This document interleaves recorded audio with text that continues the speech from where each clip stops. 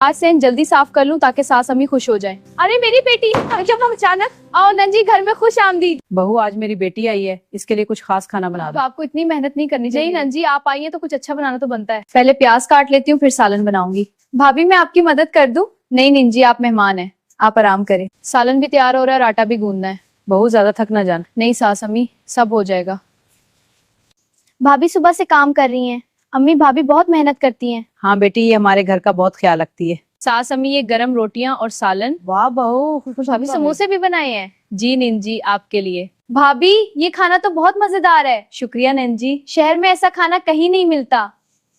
बहू, तुमने आज मेरा दिल खुश कर दिया। सास अम्मी ये तो मेरा फर्ज है। नहीं बहू, तुम वाकई इस घर की बेटी हो। ये लीजिए चाय। भाभी आपके हाथ की चाय भी कमाल है। आज तो घर में खुशी का दिन है। भाभी मैं जब भी आऊंगी आपके हाथ का खाना आप जब चाहे आ जाए। अल्लाह हमेशा इस घर में मोहब्बत कायम रखे। आमीन।